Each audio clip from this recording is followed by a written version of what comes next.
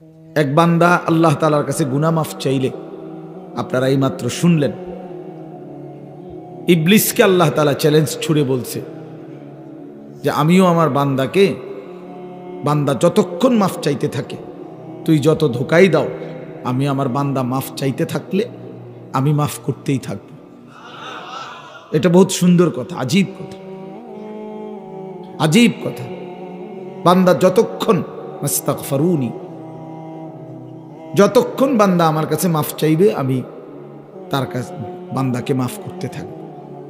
এজন্য এক মুমিনের হতাশ হওয়ার কিছু নাই, মুমিন হতাশ হওয়ার কিছু নাই।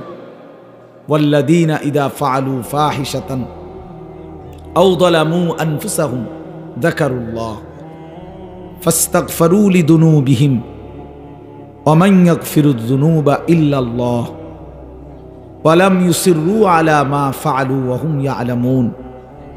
আল্লাহ তাআলা বলেন, আমার বান্দা যখন অশ্লীলতা, বেহায়াপনা, অসভ্যতা, নোংরামি, নাফরমানি, পাপ করতে করতে এমনকি নিজের উপরে একেবারে জুলুম করে ফেলছে, নেকি বলতে কিছুই নাই, গুনার সাগরে হাবুডুবু খাচ্ছে, আল্লাহ তাআলা তাকেও আশ্বাস দিছে সে যেন আমি আল্লাহকে স্মরণ করে, বান্দা যেন আমাকেই মনে করে এবং আমি আল্লাহর কাছে নিজের গুনাহের জন্য মাফ চায়, তওবা করে, আল্লাহকে যেন বলে, আল্লাহ আপনি ছাড়া আমাকে মাফ করবে কে, আর আমি জেনে বুঝে আর করব না, আমি ছেড়ে দিলাম। এই তিনটি শর্ত যদি বান্দার কাছ থেকে আল্লাহ পায়, তওবা তিন জিনিসের নাম, পেছনের গুনাহ সমূলে ছেড়ে দেওয়া, কালউ মা কান, একদম গোড়া সহ গুনাহ সম্পূর্ণ ছেড়ে দেওয়া, আইয়াজিমা আন লা ইয়াউদা ইলাইহা আবাদান, এ কথার মজবুত সিদ্ধান্ত দেওয়া যে মাওলা এমন নাফরমানি আমি আর করব না, আর আইয়ান্দামা আলাইহা, লজ্জিত আর অনুতপ্ত হয়ে চোখের এক ফোঁটা পানি পেলে আল্লাহ তাআলার কাছে মাফ চাওয়া। বান্দা যদি এই তিন শর্ত পুরা করে, বান্দা যদি বলতে পারে দিল থেকে, আল্লাহ আমি গুনাহ ছেড়ে দিলাম, আর করব না, ওয়াদা দিলাম, আমি লজ্জিত মাওলা, আমি মাফ চাইলাম, আল্লাহর কসম, আল্লাহ বলেন উলাইকা জাযাউহুম মাগফিরাতুম মির রাব্বিহিম, আমিও ওয়াদা দিলাম বান্দা 90 বছরের গুনাহ আমি একসাথে মাফ করে দিলাম। আসমান ছোঁয়া, হুজুর শুনছেন, আপনারা বলছেন লাউ বালাগাত যুনুবুকা আনানাস সামা, আল্লাহ বলছে বান্দা তোমার গুনাহ যদি আসমান পর্যন্ত পৌঁছে যায়, তবুও যদি মাফ চাও, আমি কোনো পরোয়া করি না, আমি আল্লাহ হক আদায় করে তওবা করলে আমি মাফ করে দেব। গাফারতু লাকা ওয়ালা উবালি, আমি মাফ করে দেব। ইয়া ইবনা আদম লাউ আন্নাকা আতাইতানি বিকিরাবিল আরদি খাতায়া সুম্মা ইস্তাগফারতানি লা তুশরিকু বি শাইআ লা আতাইতুকা বিকিরাবিহা মাগফিরা। আল্লাহ বলে বান্দা তুমি যদি জমিনের বালুকণা পরিমাণ গুনাহ নিয়ে আসো, এই পৃথিবীতে কি পরিমাণ বালুর কণা, 1 লাখ, 2 লাখ, 10 শতক জায়গার মধ্যে যদি ড্রেজার দিয়া বালু ভরাট করে, তো কয়টা বালু কেউ গুনে শেষ করা যাবে?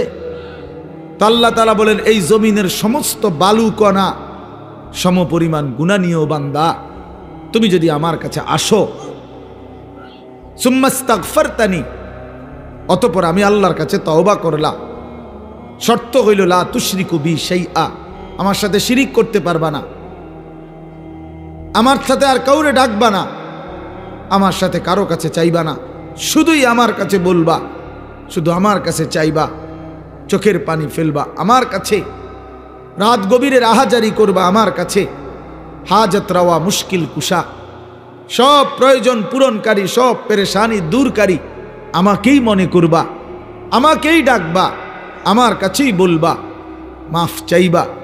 আল্লাহ বলেন লা আতাইতুকা বিকিরাবিহা মাগফিরা, আমি আল্লাহ ওয়াদা দিলাম সম পরিমাণ মাগফিরাত নিয়ে আমি তোমার কাছে আসব, আমি আসব। ইন আতাইতানি লাইলান আতাইতুকা লাইলান ওয়া ইন আতাইতানি নাহারান আতাইতুকা নাহারান, আল্লাহ বলে বান্দা তুমি রাতে যদি আসো গুনাহ নিয়ে, আমি মাগফিরাত নিয়ে আসবো রাতেই। তুমি দিনে আসলে দিনেই মাফ, রাতে আসলে মাফ, রাতেই মাফ। তুমি আসবে যখন, আমিও আসবো তখন, আমিও আসবো তখন। তুমি আইসো বান্দা, ইয়া আদম কুম ইলাইয়া আমশি ইলাইকা। আল্লাহ বলে বান্দা তুমি আমার জন্য দাঁড়াও, আমি তোমার জন্য হাঁটবো। ওয়ামশি ইলাইয়া উহারবিলু ইলাইকা, তুমি আমার জন্য হাঁটো, আমি তোমার জন্য দৌড়বো, আমি তোমার জন্য দৌড়ব। তুমি আগাও বান্দা, তুমি 1 কদম, আমি 10 কদম। তুমি হাঁটতে হাঁটতে আসবা, আমি দৌড়তে দৌড়তে মাগফিরাত নিয়ে আসবো। আও বান্দা। লাল্লাহু আশাদ্দু ফারাহান বিতাওবাতি আবদি। আল্লাহর নবী সাল্লাল্লাহু আলাইহি সাল্লাম বলেন, আল্লাহ তাআলা সবচেয়ে বেশি খুশি হন, সবচেয়ে বেশি খুশি হয়, আশাদ্দু ফারাহান, সবচেয়ে বেশি খুশি হয় নবী বলছেন বিতাওবাতি আবদিহি, তার বান্দা যখন তওবা করে। হুজুর যখন বলতেছিলেন আমারও দিল ছুঁয়ে গেছে। হ্যাঁ ঠিকই, 2024 সালের একটা বছর আমারও তো হায়াত থেকে চলে গেছে। এই 1 বছরে আমি কত শত শত মাহফিলে এই তারিখ বলছি, 2024। আমার মনে হয় আল্লাহর ইচ্ছায় এই আজকের এই বিদ্যাকূট মাহফিলেই আমি শেষবারের মতো বললাম 31শে ডিসেম্বর 2024। আজকেই শেষ বললাম, কারণ একটু পরেই 12টার কাঁটা বাজলেই নতুন বছর শুরু হয়ে যাবে। আগামীকাল থেকে 2025 বলতে হবে পৃথিবীবাসীকে। তাহলে এই জন্য বাপ, প্রিয় ভাই, হুজুরের কথা থেকে আমি আবারও বললাম, আমার হযরত এটা অনুরোধ করলেন, নওজোয়ান সাথীরা, কোন রকমের অসভ্যতা, অশ্লীলতা, বেহায়াপনার কোনো অনুমতি নাই। কোরআন শরীফে আছে, আল্লাহ তাআলা বলেন, ইন্না ইদ্দাতাশ শুহুরি ইনদাল্লাহি 12 শাহরান ফি কিতাবিল্লাহি ইয়াওমা খালাকাস সামাওয়াতি ওয়াল আরদ মিনহা আরবাআতুন হুরুম যালিকাদ দীনুল কাইয়্যিম ফালা তাযলিমু ফীহিন্না আনফুসাকুম। আল্লাহ তাআলা বলে, বান্দা শোনো, একেবারে আমি আল্লাহ আমার তাকদীরে আসমান জমিন সৃষ্টির 50,000 বছর আগে আমি যেই তাকদীর লেখাইছি, সেই তাকদীরের মধ্যে আমি আল্লাহ ফয়সালা রেখে দিয়েছি, লিখে দিয়েছি যে এই পৃথিবীতে আসমান জমিন সৃষ্টির সূচনা থেকেই পৃথিবীতে 12 মাসেই হবে পৃথিবীর এই সময়ের হিসাব। এই 12 মাস এটা আমি আল্লাহ নির্ধারণ করেছি। 12 শাহরান আল্লাহর দেওয়া। আল্লাহ এটা বোঝা উচিত আমাদের যে 12 মাস এটা আইলো কই থেকে, 12 মাসে 1 বছর এটা হলো কিভাবে? আল্লাহ তাআলা বলেন, এটা আমি আল্লাহ ফয়সালা দিছি। কে ফয়সালা করছেন? কোন দিন থেকে? আসমান জমিন সৃষ্টির শুরু থেকেই চালু রাখছেন, আর সিদ্ধান্ত করে দিছেন তারও আগে তাকদীরের মধ্যে, তাকদীরের মধ্যে। এই জন্য 12 মাসে 1 বছর এটা জাতিসংঘের ফয়সালা না, এটা দুনিয়ার কারো ফয়সালা না, এটা আল্লাহ তাআলার ফয়সালা। আবার আল্লাহ নিজেই বলেন, যালিকাদ দীনুল কাইয়্যিম, এটা অকাট্য বিধান। এটা পৃথিবীতে ইসরাফিলের ফু পর্যন্ত কেউ নাড়াইতে পারবে না, কেউ না, 1 সেকেন্ড কেউ নাড়াইতে পারে না। ইউকাল্লিবুল্লাহুল লাইলা ওয়ান নাহার, আল্লাহ তাআলা বলেন রাত্র দিন আমি আল্লাহ পরিবর্তন করে থাকি। তাহলে ঘন্টা বদলায় আল্লাহ, মিনিট বদলায় আল্লাহ, সেকেন্ড বদলায় আল্লাহ। ওয়াহুয়াল্লাযী জাআলাল লাইলা ওয়ান নাহারা খিলফাতান, আল্লাহ বলেন আল্লাহই রাত এবং দিন বানান পর্যায়ক্রমে, একবার রাত একবার দিন, একবার রাত একবার দিন। আল্লাহ বলে এটা আমি করে থাকি, আল্লাহ বলেন এটা আমি করে থাকি। বান্দা আজকের এই 31শে ডিসেম্বরের রাতটাকে টেনে লম্বা করে আমি যদি কিয়ামত পর্যন্ত রাত বানিয়ে রাখি, কারো ক্ষমতা নাই আমি আল্লাহকে বাদ দিয়ে আগামীকালকের ভোর এনে দিবে, নতুন আলো আনে দিবে, এমন কোনো ক্ষমতা কারো নাই। আছে কি ভাইয়া? কুল আরাআইতুম ইন জাআলাল্লাহু আলাইকুমুল লাইলা সারমাদান ইলা ইয়াউমিল কিয়ামাহ মান ইলাহুন গায়রুল্লাহ ইয়াতিকুম বিদিয়াইন। সরাসরি কোরআনের আয়াত। আল্লাহ বলে, বান্দা বলো না, আমি যদি আজকের রাতকে টেনে লম্বা করে সারমাদান ইলা ইয়াউমিল কিয়ামা, কিয়ামত দিবস পর্যন্ত দীর্ঘ করে রাখি, রাত বানিয়ে রাখি, মান ইলাহুন গায়রুল্লাহ, আমি আল্লাহকে বাদ দিয়ে কে আছে তোমার, ইয়াতিকুম বিদিয়াইন, যে আগামী কালকের আলো এনে দিবে, ভোর এনে দিবে, কে আছে কেউ? তাহলে আজকের রাত তো আগামী কালকে পরিবর্তন করবে মহান আল্লাহ। তো সেই আল্লাহর নাফরমানি করা, সেই আল্লাহর অবাধ্যতা করা, এটা কিভাবে একজন বিবেকবান, সুস্থ, স্বাভাবিক, কমপক্ষে শেষ এক ফোঁটা ইমানের রক্ত আছে যার শরীরে, এক পবিত্র মায়ের বুকের দুধ খাইছে যেই মুসলমানের বাচ্চা, সে কিভাবে আল্লাহর দেওয়া রাতে, আল্লাহর দেওয়া দিনে, আল্লাহর দেওয়া বছর, আল্লাহর দেওয়া মাস, আল্লাহর দেওয়া প্রতি সেকেন্ডে সে আল্লাহকে বৃদ্ধাঙ্গুলি দেখায়া আল্লাহর নাফরমানির মাধ্যমে কিভাবে উদযাপন করতে পারে? এটা তো কোনো বিবেকবান ইমানদারের কাজ হইতে পারে না, কোনোভাবেই না, কোনোভাবেই না। এই জন্য 31st নাইট হুজুর যেটা বললেন, এটা স্পষ্ট কথা বাপ, এটা আমাদেরও কথা। নওজোয়ান, তুমি প্রতারিত হইও না, মুসলমানের সন্তান তুমি ধোকা খাইও না। 31st নাইট এই বেঈমানরা শুরু করছে, এই কাফেররা শুরু করছে। আল্লাহর কসম, তাদের তুমি নেটে প্রয়োজনে সার্চ দিয়ে দেখো। এই 31st নাইটের মূল বক্তব্য হলো, খ্রিস্টানদের কাছে দুই মুখী একটা মূর্তি আছে, যে এই মূর্তির দুইটা মুখ, সামনে একটা মুখ, পিছনেরটাও একটা মুখ, এই দুই মুখী, দ্বিমুখী একটা মূর্তি। 31শে ডিসেম্বরের শেষ মিনিটে তারা ওই পিছনের মূর্তির মুখের পিছন দিকে দাঁড়াইয়া বলে, হে মহান দেবতা, বিগত 1 বছরের অপরাধ আমরা অনুতপ্ত মার্জনা করো। আর ঘুরে আইসা আবার পরের মিনিটে, নতুন বছরের প্রথম মিনিটে এই সামনের মুখের কাছে আইসা বলে, আগামী 1 বছর হে মহান দেবতা ভালোভাবে রাখো। এই আল্লাহর কসম, এইটা এই দুইমুখী একটি দেবতার কাছে প্রার্থনা করা, এইটাই হলো 31st নাইট। এইটা এরপরে এইটার মধ্যে অসভ্যতার বাকি রং দিছে। এই গান, বাদ্য, নাচ, গান, জিনা, ব্যভিচার, হোটেল, রেস্তোরাঁ, মদের বার, নারী পুরুষের অবাধ মেলামেশা, উলঙ্গপনা, অসভ্যপনা, এগুলো কোনো কুকুর বিড়াল করতে পারে, কোনো জানোয়ার করতে পারে, কোনো ইমানদারের সন্তান করতে পারে না, কোনো মুসলমানের বাচ্চা এটা করতে পারে না, কোনো ইমানদারের সন্তান এটা করতে পারে না। এ তো বেঈমানের আখলাক, এ তো দুশ্চরিত্র, লম্পট। জিনাখোর কখনো পবিত্র হয় না।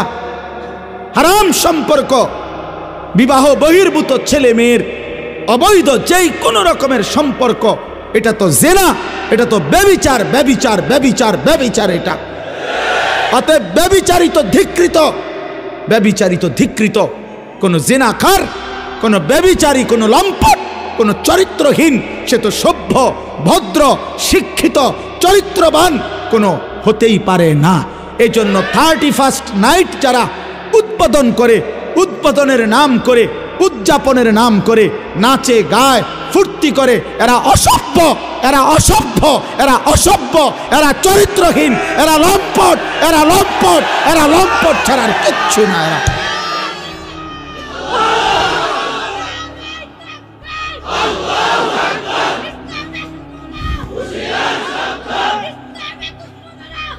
অতএব আমি অনুরোধ করি যুবক, আমার সাফ কথা, আজকে এই বিদ্যাকূটের 10 দিন ব্যাপী ঐতিহাসিক এই তাফসিরুল কোরআন মাহফিল থেকে আমার সমস্ত বুড়া বাপ যারা আছেন, আপনারা বসা থাকবেন, আপনারা বসেন। ওলামায়ে কেরাম যারা বসা আছেন, আপনারাও বসা থাকেন।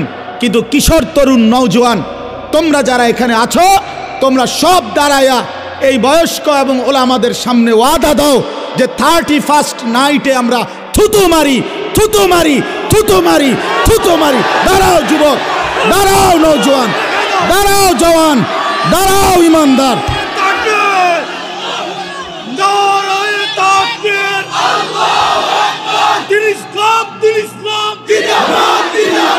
আল কোরআনের আলো, আল হাদিসের আলো, বলেন যে কোরআন মাহফিল 31st নাইটে থুতু মারি, থুতু মারি, বলো থুতু মারি, থুতু মারি। 31st নাইটে থুতু মারি, থুতু মারি, 31st নাইটে থুতু মারি, থুতু মারি, 31st নাইটে। মাশাআল্লাহ, বসো নওজোয়ান, বসো।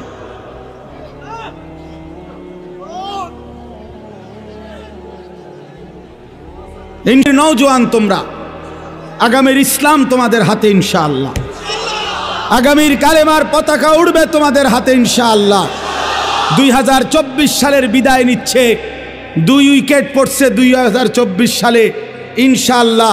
আমার ব্যক্তিগত কথা হলো, অনেকে অনেকভাবে 2024 সালকে মূল্যায়ন করছে। আমার ব্যক্তিগত মূল্যায়ন হলো 2024 সাল উইকেট পড়ার বছর। এবছর প্রথম উইকেট পড়ছে 5ই আগস্টের জালেমের পলায়নের মাধ্যমে। এই বছর দ্বিতীয় উইকেট পড়ছে 8ই ডিসেম্বর সিরিয়ার আরেক জালেম বাশার আল আসাদের পতনের মাধ্যমে। অতএব 5ই আগস্টে 1 উইকেট পড়ছে, 8ই ডিসেম্বর আরেক উইকেট পড়ছে। এই জন্য এবছর বোলিং ভালো হয়েছে, কড়া বোলিং হয়েছে এবছর। 24 সাল উইকেট পড়ছে ভালো, ইনশাআল্লাহ আগামীতে আরো উইকেট পড়বে। আগামীর উইকেট ইসরায়েলের ওই কুত্তা প্রধানমন্ত্রী নেতানিয়াহুর উইকেট, ইনশাআল্লাহ ওই উইকেটটাও পড়ে যাবে ইনশাআল্লাহ। ফিলিস্তিনের বিজয় হবে ইনশাআল্লাহ, কালেমার বিজয় হবে ইনশাআল্লাহ। এত রক্ত, এত শাহাদাত, এত খুন, মুমিনের এত রক্তের বিনিময় মহান আল্লাহ দেবে ইনশাআল্লাহ। আল্লাহ আছে, এখনো আছে। যে মালিক 5ই আগস্টের জালেমকে পলায়ন করতে বাধ্য করেছে, 8ই ডিসেম্বরের জালেমকে পলায়ন করতে বাধ্য করেছে, সেই মালিক ইসরায়েলের কুত্তাকেও পলায়ন করতে দেবে ইনশাআল্লাহ। গুজরাটের কসাই ইমানদার মুসলমানকে ইন্ডিয়ার জমিনে গুজরাটে হত্যাকারী যেই জালেম, সেই নরেন্দ্র মোদীর উইকেটটাও পড়ে যাবে ইনশাআল্লাহ। ইনশাআল্লাহ মনে রাখো, অচিরেই যুবক মনে রাখো, বাংলাদেশের গলিতে গলিতে, রাস্তার মোড়ে মোড়ে, বাজারে, মার্কেটে, জেলা, উপজেলা, গ্রামে গঞ্জে মাদ্রাসা গড়ে উঠছে। মুসলমানের সন্তান দলে দলে আল্লাহর কোরআন পড়তেছে, হাফেজে কোরআন হইতেছে। সমাজের দিন মজুর একেবারে খেতে খামারে কাজ করে, তারাও তাদের সন্তানকে হাফেজ বানাচ্ছে। সমাজের একেবারে উচ্চ পদস্থ ব্যক্তি যারা, তারাও তাদের সন্তানকে কোরআনের হাফেজ বানাচ্ছে। এটাই প্রমাণ করে আগামীর পৃথিবী ইসলামের পৃথিবী ইনশাআল্লাহ, আগামীর পৃথিবী কোরআনের পৃথিবী ইনশাআল্লাহ। অতএব 130 কোটি ভারতীয় বেঈমান আমাদেরকে চোখ রাঙ্গাইলে আমরা এক বিন্দুও ভয় পাই না। 130 কোটি ইন্ডিয়ার বেঈমানকে আমরা গণাত ধরি না, গণায় ধরি না। আমগরে আলু দিবে না, আটা দিবে না, পেঁয়াজ দিবে না। আলু, পাটা, আটা, পেঁয়াজ তার আব্বার। মোদি তোর আব্বার এগুলো বলে। মাশাআল্লাহ, মাশাআল্লাহ। অতএব এটা কারো বাফের না, তাদের আলু, আটা, পেঁয়াজ এগুলো মোদির বাফের বলে, ভারতের আব্বার এগুলো। তোদেরকে বেটা 130 কোটি বেঈমানকে যিনি প্রতিদিন চাল, ডাল, আলু, পেঁয়াজ, ভাত, মাছ খাওয়ায়, তিনি তো আমার আল্লাহ বেটা। আরে আমার আল্লাহ, আমি আজকে যারে এশার নামাজে সেজদা দিছি, তিনি তোরে খাওয়ায়। আমি আজকে যারে মাগরিবে সেজদা দিছি তিনি তোরে খাওয়ায়। আমি আজকে যারে আসরের নামাজে সেজদা দিছি তিনি তোদেরকে খাওয়ায়। আমি যারে জোহরে সেজদা দিছি তিনি তোদেরকে খাওয়ায়। আমি ফজরে যারে সেজদা দিছি তিনি তোদেরকে খাওয়ায়। বেঈমান, আমার আল্লাহ তোরে খাওয়ায়, তুই আমারে ধমক দেস কেন? কথা বলেন না কেন? ওরা আমগো ইমানদারকে ধমক দেয়। মন্ডাসে অহনকে কই নাই বেড়া পাগলামি করো। হ্যাঁ, মাটি ছোট হইতে পারে, মাতৃভূমি ছোট হইতে পারে, 56,000 বর্গ মাইলের লাল সবুজের ওই পতাকার মাঝখানের যে লাল, এটা রং না, এটা শহীদের খুন। অতএব রক্তের বিনিময়ে আজাদি, খুনের বিনিময়ে স্বাধীনতা। কি তামাশা! এদেশ, এই জাতি, এই মাতৃভূমির সন্তানরা যে রক্ত দিতে জানে, এটা তো আমাদের মানচিত্রেই আছে, আছে না? আমাদের এই লাল সবুজের পতাকার লাল, এটা তো শহীদের খুন। অতএব কোনো পরোয়া করার কিছু নেই ইনশাআল্লাহ। যুবক মনে রাখো, আরে আনিস কোনোদিন হয়তো থাকবে না, মাওলানা মিজান থাকবে না, ওলামায়ে কেরাম আমরা হয়তো থাকবো না, কিন্তু আগামীর পৃথিবী দেখবে ইনশাআল্লাহ দিল্লির লাল কেল্লাতে কালেমার পতাকা উড়বে ইনশাআল্লাহ। ইনশাআল্লাহ মনে রাখো, ইনশাআল্লাহ কোনো অসুবিধা নেই। আমরা শহীদ হইলে কোনো সমস্যা নাই। বাংলাদেশে কোনো ষড়যন্ত্র বাস্তবায়ন হবে না। ইসকনের গুন্ডা সন্ত্রাসীদের ষড়যন্ত্র বাংলাদেশে বাস্তবায়ন হবে না। সাদের গুন্ডা, সাদের সন্ত্রাসী এই বাহিনীর দ্বারাও এদেশে দাওয়াত ও তাবলীগের মধ্যে যারা, যেই গুন্ডারা ঢুকছে, যেই গুন্ডারা সাদের নাম ধরে, ওই ভণ্ড প্রতারক মুনাফিক, তার গুন্ডা সন্ত্রাসীরাও এদেশে টিকবে না ইনশাআল্লাহ। দিল্লির সাদ জানে না এটা বাংলাদেশ, এটা বাংলাদেশ, এটা দিল্লি না, সে জানে না এটা। অতএব এদেশের লক্ষ লক্ষ ওলামায়ে কেরাম, তাওহীদি জনতা, ইমানদারের কলিজায় খুন দিয়েছে। টঙ্গীর বিশ্ব ইজতেমার পবিত্র জমিনকে রক্তে ভাসাইছে যারা, ওরা গুন্ডা, ওরা সন্ত্রাসী, সাদ ভণ্ড। বলো সাদ ভণ্ড, সাদ ভণ্ড, সাদ ভণ্ড। অতএব সাদের কোনো কার্যক্রম, তার অনুসারীদের কোনো কার্যক্রম বাংলাদেশে হতে দেওয়া হবে না। এদেশ শাহজালালের, শাহপরানের, এদেশ ওলামায়ে কেরামের, এদেশ হাটহাজারীর আল্লামা শাহ আহমদ শফি রহমতুল্লাহ আলাইহির নাফরমান এখন হেফাজতে ইসলাম চিনে না, আল্লামা মামুনুল হক চিনে না, আমাদের ওলামায়ে কেরামকে চিনে না, মামুনুল হক তার বাপ মামুনুল হককে চিনে না, হেফাজতে ইসলামকে চিনে না। আরে বেটা বেঈমান, এখনো 2013 সালের 5ই মের রক্তের গ্রান শাপলা চত্বরে গিয়া নাক লাগাও, রক্তের গ্রান পাইবা। ওলামায়ে কেরামের পবিত্র তাজা খুনের রক্তের গ্রান লাগবে। এখনো রক্ত শুকায় নাই শাপলা চত্বরে। ওরা মুসলিম লেবাসধারী। আরে কোনো কাফেরে মারলে মুসলমান মেনে নিতাম, যে নেতানিয়াহু মারছে, মুদিয়ে মারছে, ট্রাম্পে মারছে, মনটারে বুঝাইতাম। মুসলিম পরিচয়ধারী সারা দিন মিয়া, সারাটা দিন ইজতেমার মাঠে কাজ করছে যেই মানুষগুলো, এই লক্ষ লক্ষ সারা পৃথিবীর ইমানদারদের জন্য মাঠ তৈরি করে 5 ওয়াক্ত নামাজ পড়ে রাত্রি গভীরে যে মানুষগুলো একটু ঘুমাইছে, ঘুমন্ত ইমানদার মুসলমানকে মুসলিম পরিচয়ধারী কোনো ব্যক্তি কিভাবে হত্যা করতে পারে, কিভাবে রক্ত ঝরাইতে? আরে সাদ তুই কি করলি? ওয়াসিফ তুই কি করলি? করলি কি করলি? তুই ইমানদারের রক্ত ঝরাইলি কেমনে? মুসলমানের রক্ত ঝরাইলা কেমনে? যেই হাফেজ সাহেব তালেবে ইলমদেরকে আল্লাহর কোরআন পড়ায়, ওই হাফেজ সাহেব তো কোরআনের পৃষ্ঠা উল্টায় আঙ্গুল দিয়া, এমন পবিত্র হাফেজ সাহেবের আঙ্গুল কাইটা ফেলে দিছে। এই জন্য আপনারাও সতর্ক থাকবেন, এই ভণ্ড সাদের কোনো অনুসারী যেন নবীনগরের জমিনে না থাকে। সাবধান মুসলমান, কোন ষড়যন্ত্রকারী বাংলাদেশে তার ষড়যন্ত্র বাস্তবায়ন করতে পারবে না ইনশাআল্লাহ। আল্লাহ তাআলা আমাদেরকে তৌফিক দান করেন। এই যে যুবকদের এই আশা, ইনশাআল্লাহ আপনাদের এই ব্যাপক উপস্থিতি প্রমাণ করে আল্লাহর কোরআনের জন্য এই জাতি প্রস্তুত আছে ইনশাআল্লাহ। দ্বীনের জন্য প্রস্তুত আছে ইনশাআল্লাহ। আল্লাহ তাআলা উলামায়ে কেরামের আহ্বানে আল্লাহর দ্বীনের জন্য আপনারা লড়বেন তো ইনশাআল্লাহ? হাত তুলে বলেন ইনশাআল্লাহ। লড়বেন তো ইনশাআল্লাহ? উলামায়ে কেরামের তত্ত্বাবধানে থাকবেন তো ইনশাআল্লাহ? আল্লাহ তৌফিক দান করেন, আল্লাহ কবুল করেন। দাওয়াতের কাজ উলামায়ে কেরামের তত্ত্বাবধানে চলবে, তাবলীগের কাজ, তালিমের কাজ, তাজকিয়ার কাজ, জিহাদের কাজ, ইসলামের কাজ, দ্বীনের কাজ উলামায়ে কেরামকে বাদ দিয়ে করা যাবে না।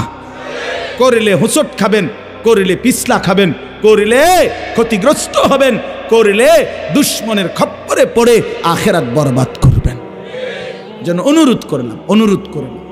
অনুরোধ করলাম আল্লাহ তাআলা আমাদেরকে সচ্চা ঈমান দান করেন, আমাদেরকে ঈমানের মজবুতি দান করেন। ভাই বললেন মাশাআল্লাহ, আমার হুজুর বলছেন এতক্ষণ তওবার কথা, ফিরে আসার কথা। তো এক যুবক, এক ভাই যোগাযোগ করছে, সে তার জিন্দেগি পাল্টাইতে চায়।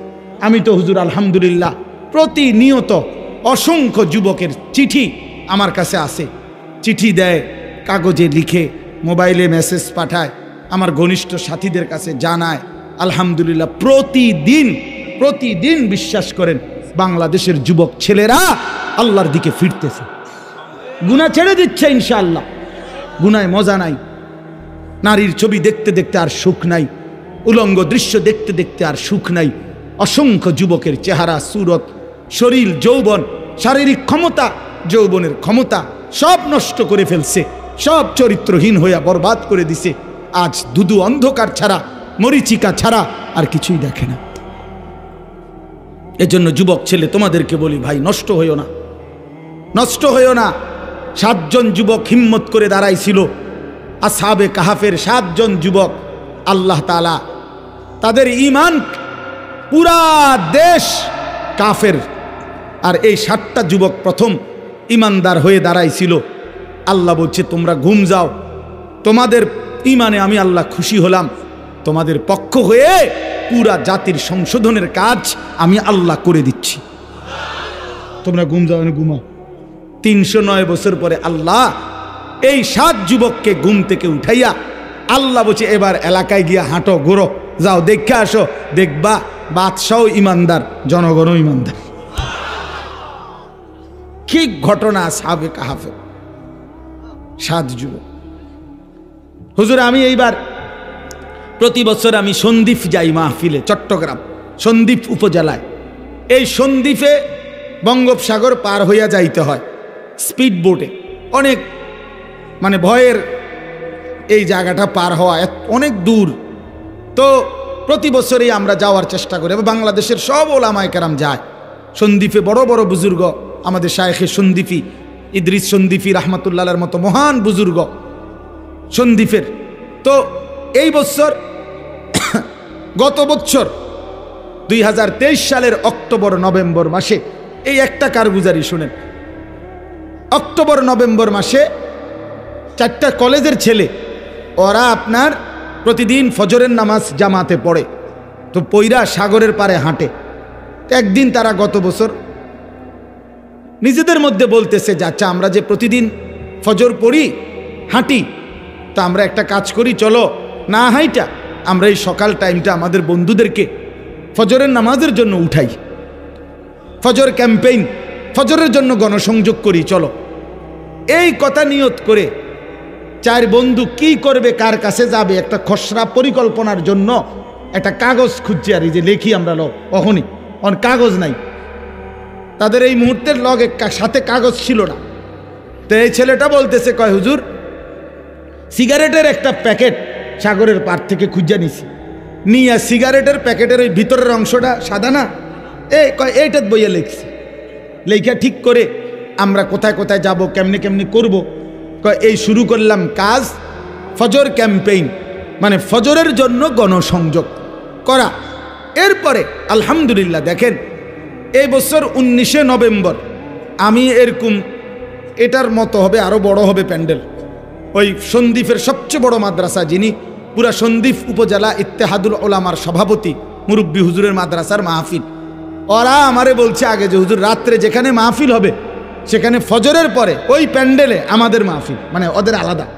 আমি ঠিক আছে, আমি যেহেতু রাতে থাকবো, তোমগো ফজরের পরে অসুবিধা নাই, আমি আসি। সকালবেলা ফজরের নামাজের পরে এরা আসতে শুরু করছে পোলাপাই। মনে আধা ঘন্টার ভিতরে পুরাটা মাঠ পূর্ণ হয়ে গেছে, সব কিশোর তরুণ যুবক। আল্লাহর কসম দাঁড়াইয়া ওরা, এই ছেলে বলতেছে, হুজুর আমাদের এই 1 বছরের মেহনতে আমরা এই 4-5 জন যুবক শুরু করছিলাম ফজরের জন্য ডাকা। আল্লাহর দয়া 1 বছরে 4,500 ছেলে লিস্টি করা আমাদের প্রতিদিন ফজরের নামাজ জামাতে পড়ে। কি করতে পারে যুবক? যুবক চাইলেই সমাজের প্রত্যেকের হাতে হাতে মদের বোতলও তুলে দিতে পারে। যুবক চাইলে প্রত্যেকের হাতে হাতে নামাজের মুসল্লাও তুলে দিতে পারে। যুবককে আল্লাহ শক্তি দিছেন, তা আল্লাহ তো শক্তি দিছেনই কাজ নেওয়ার জন্য, না তো শক্তি কেন দিলেন? আল্লাহ তাআলা যৌবন কালকে বলছেনই কুওয়াত, শক্তি। আল্লাহুল্লাযী খালাকাকুম মিন দুফিন, আল্লাহ বলছে তোমাদেরকে আমি সৃষ্টি করেছি দুফ, দুর্বল অবস্থায়, তার মানে শিশুকাল। সুম্মা জাআলা মিন বাদে দুফিন কুওয়াতান, অতঃপর সেই দুর্বলতার পরে আমি তোমাদেরকে দিলাম শক্তি, মানে যৌবন। সুম্মা জাআলা মিন বাদে কুওয়াতিন দুফান ওয়া শাইবা, পুনরায় আবার সেই শক্তির থেকে আবার ফিরিয়ে দিলাম দুর্বলতা এবং বার্ধক্য। তাহলে বোঝা গেল শিশুকালও দুর্বল, বৃদ্ধকালও দুর্বল, তাহলে শক্তি কখন? আল্লাহ কোরআনে বলছে। এই জন্য অনেক নওজোয়ান, আমি তোমাদের জন্য দিল থেকে দোয়া করি বন্ধু, রাত এই গভীরে আমরা প্রত্যেকেই এই 10 দিন ব্যাপী ঐতিহাসিক এই তাফসীরুল কোরআন মাহফিলে তোমরা নিজেকে পরিবর্তনের সিদ্ধান্ত নাও। ঠকবা না ইনশাআল্লাহ। আল্লাহকে সেজদা দিয়ে কেউ ঠকে না, প্রিয় নবী সাল্লাল্লাহু আলাইহি সাল্লামকে অনুসরণ করে কেউ ঠকে না। আল্লাহ তাকে দামি বানায় দুনিয়াতেও আখিরাতেও। আখিরাতেও কোনো পাপী, কোনো চরিত্রহীন, কোনো লম্পট, কোনো দুশ্চরিত্র বন্ধু সে মানুষের কাছে ঘৃণিত হয়, ঘৃণিত হয়। তোমরা যারা 5 ওয়াক্ত নামাজ পড়ো না, তোমরা লজ্জিত ঘৃণিতই হবা ভাইয়া। আল্লাহ তাআলা আমাদের সন্তানদেরকে বুঝার তৌফিক দান করেন। আমি শুধু আয়াত পড়ছি, অল্প একটু বলি, তাইলেই আমার কথা শেষ। এই কোরআনুল কারীমের এই সূরার তরজমাটুকু বলি। 30 নম্বর পারা একটা ছোট্ট সূরা আমি পড়ছিলাম, 94 নম্বর সূরা। এটা আমার বলার উদ্দেশ্য আছে, এই পড়ার উদ্দেশ্যটা হইল এটার মধ্যে আমাদের প্রিয় নবী সাল্লাল্লাহু আলাইহি সাল্লামকে সরাসরি আল্লাহ তাআলা সম্বোধন করে নবীজি সাল্লাল্লাহু আলাইহি সাল্লামকে কিছু কথা বলেছেন এবং নবীজির মর্যাদা, সান্ত্বনা, ইজ্জত, আজমত আল্লাহ তাআলা তুলে ধরেছেন। এখানের মূল বিষয়টা হইল প্রিয় নবী সাল্লাল্লাহু আলাইহি সাল্লাম 40 বছর বয়সে তিনি যখন ইসলাম প্রচারের দায়িত্ব পেলেন, আল্লাহ বললেন মানুষকে আল্লাহর দিকে ফিরাবার, তখন 1 মিনিট শুধু চিন্তা করেন যে নবীজি সাল্লাল্লাহু আলাইহি সাল্লাম 1 মিনিট ভাবেন, শুধু 40 বছর বয়সে আল্লাহ পাক যখন ওনাকে দায়িত্ব দিলেন তখন তিনি কোন সমাজে দাঁড়াইলেন। 1 নম্বর কথা হলো আল্লাহ তাআলা তাকে যেই জিম্মাদারি দিলেন, এই দায়িত্ব পালনের জন্য এই মুহূর্তে তার সাথে একজন সহযোগিতাকারী কেউ নাই। প্রথম দিন কল্পনা করেন যে কেউ নাই, উনি একাই। আচ্ছা, 2 নাম্বার, সমাজের ডান দিক থেকে বাম দিকে, উত্তর দিক থেকে পূর্ব, দক্ষিণ দিকে, পূর্ব থেকে পশ্চিম দিকে, অর্থাৎ এই সমাজের নবীর সমাজটা একটা জায়গায় তাকাইলে কোথাও কোনো আলো নাই, কোথাও কি নাই, মানে এই আলো না। ইনসানিয়াত, মনুষ্যত্ব বলতে, মানবতা বলতে কিচ্ছু নেই। আল্লাহ চেনে না, আখেরাত চেনে না, ইবাদত বুঝে না, মৃত্যু কি জানে না, কবর কি বোঝে না, আখেরাত বলতে কিছুই জানে না। পৃথিবীর সমস্ত অপরাধ এক কথায় যা হইতে পারে তার সব কিছু তারা তখন করতেছে, ঠিক কি না? চুরি, ডাকাতি, জিনা, ব্যভিচার, মদ, জুয়া, সুদ, ঘুষ, ধর্ষণ, নির্যাতন, লুণ্ঠন, ছিনতাই, রাহাজানি, মূর্তি পূজা, শিরিক, কুফর, সব কিছু 16 আনা। এখন এই অবস্থায় একটি গোটা পৃথিবীর মানুষকে সংশোধনের জন্য একজন রাসূলকে দায়িত্ব দেওয়া হইল। উনি যদি 1 মিনিট চিন্তা করে, হায় আল্লাহ, কোন দিক দিয়ে শুরু করবো, কেমনে শুরু করবো, বুঝামু কেমনে, কারে কমু কিতা, যে এই পরিমাণ সদর বদর এটি বাইল করবো কেমনে আমি, ঠিক না কথাটা? চিন্তা করলে কি পরিমাণ অন্ধকার। আমরা ইতিহাসের বইতে বলছি যে 3W ছিল আরবের মানুষদের নিত্যদিনের অভ্যাস। 3টা W, ইংরেজি ডব্লিউ আর কি, একটা অক্ষর আছে না ইংরেজিতে, একটা হলো ওয়ার মানে যুদ্ধ, মারামারি, 2 ওমেন নারী, 3 ওয়াইন মানে মদ। যুদ্ধ, নারী, মদ, এই 3 জিনিস ছিল তাদের নিত্যদিনের কাজ। মারামারি, হানাহানি, মদের আড্ডা, জুয়ার আড্ডা, নারীর আড্ডা, এই ছিল জীবন। আপনি আশ্চর্য হবেন, আমি নিজে পড়ছি এবং হুজুর মাজা খাসিরাল আলাম বিইনহিতাতিল মুসলিমিন যে বইটা, মুসলিম উম্মার পতনে বিশ্বের কি ক্ষতি হলো, সৈয়দ আবুল হাসান আলী নদভী রহমতুল্লাহর লিখিত সেই পৃথিবী বিখ্যাত বই। ওলামায়ে কেরামের অক্ষরে অক্ষরে বর্তমান যুগ চাহিদা অনুপাতে আমি নওজোয়ান আলেম যারা আছেন আপনাদেরকে অনুরোধ করলাম এই বইটা পড়েন, একেবারে লাইনে লাইনে পড়েন। আল্লামা আবু তাহের মিসবাহ দামাত বারাকাতুম আদিব সাহেব হুজুর অনুবাদ করছে, এটা পড়েন, ফায়দা হবে। 1450 বছরের ইতিহাস বুঝবেন। তো ওইখানে আছে যে এই জাহিলি সমাজে একটি মতবাদ ছিল, একজন ধর্মগুরু ঘোষণা দিছিল তখনকার সময়ে নবীজির আগমনের পূর্বে 3 জিনিসে কারো কোনো একক মালিকানা নাই, সবার সমান মালিকানা। 3টা জিনিসের মধ্যে, 1 আগুন, আগুন সবার মালিকানা, 2 পানি, 3 নারী। নাউযুবিল্লাহ, কথা বুঝেন নাই? আগুন, পানি, নারী, কারো একক অধিকার নাই। নারী যেখানেই থাকুক, যার কার এটা কোনো কথা নাই, যার যেখানে ইচ্ছা উপভোগ করবে, তার কোনো ব্যক্তি স্বাধীনতা, ব্যক্তি পরিচয় বলতে কিছু নেই। এত জঘন্য ছিল সমাজ, এত নিকৃষ্ট ছিল সমাজ। সেই সমাজটাকে পরিবর্তন করার জন্য আল্লাহ